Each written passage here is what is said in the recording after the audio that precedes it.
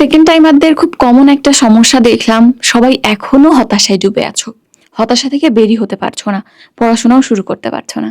কিন্তু তোমার পাশেই তোমার বন্ধুর দিকে তাকিয়ে দেখো, সে কিন্তু অলরেডি প্রিপারেশন শুরু করে ফেলেছে। তুমি যদি এই হতাশা থেকে বের না হয়ে আসতে পারো, এখনো যদি প্রিপারেশন শুরু না করতে পারো, এবারও কিন্তু হেরে যাবে।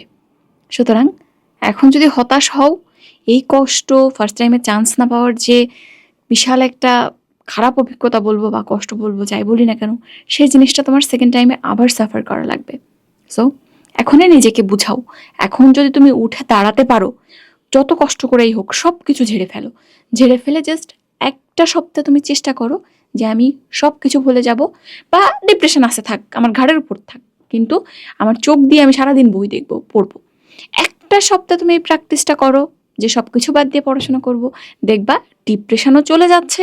ভিজিবলি তোমার ইমপ্রুভমেন্ট তুমি নিজে দেখতে পাবে।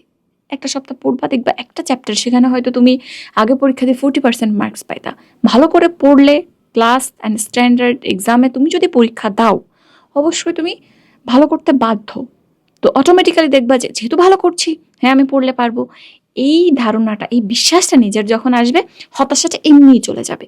আর জড়তার কথা তো জানোই, দেখবা যে অনেকদিন ছুটির পর ক্লাস শুরু করতে গেলে কেমন জানি লাগে। তো এই জড়তাটাও এখন তোমার মধ্যে আছে। কষ্ট করে শুরু করো, হতাশাও কেটে যাবে, জড়তাও কেটে যাবে, এবং ভিজিবলি তুমি ভালো করতে থাকবা। এবং আমাদের মেডিলজি সেকেন্ড টাইমার যে ব্যাচটা শুরু হয়েছে এবার, এইখানে কিন্তু সেকেন্ড টাইম এখন যে কোর্সটা শুরু হচ্ছে, এখন যে ক্লাসটা শুরু হচ্ছে, এইখানে যদি তুমি ক্লাস শুরু করো, তাহলে এইচএসসির মধ্যে একবার শেষ হবে। তারপর এইচএসসি, অর্থাৎ এবার এইচএসসি 26 ব্যাচ তার সিলেবাস যখন শেষ করবে, ওই তার মধ্যে একবার তোমার রিভিশন হবে।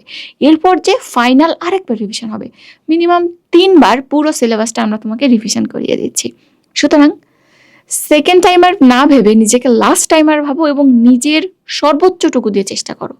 একটা জিনিস বা পুরো বইটা যদি 3বার ওভারঅল সবকিছু মিলিয়ে তোমাকে রিভিশন করিয়ে দিই, আর কিছু বাকি থাকে, আর এটা 3বার মানে কিন্তু অ্যাকচুয়ালি 3বার না। ফার্স্ট টাইমে যখন তোমার ক্লাস হবে, তখন তোমরা জানো আমরা পুরো একটা সপ্তাহে যে ক্লাসগুলো হয়, প্রথমে তো একটা ক্লাস অ্যান্ড তারপর দিন ডেইলি এক্সাম হয়, একবার এক্সাম দিচ্ছ। এরপর পুরো সপ্তাহের ক্লাসগুলো মিলে, পড়াগুলো মিলে আমরা কিন্তু একটা উইকলি এক্সাম নিই, এই হচ্ছে তোমার সেকেন্ড এক্সাম। এরপর পুরো মাসের পড়া নিয়ে আমরা আর একটা এক্সাম নিই, সেটা হচ্ছে মান্থলি এক্সাম। এখানেই তো 3বার পড়া হয়ে যাচ্ছে।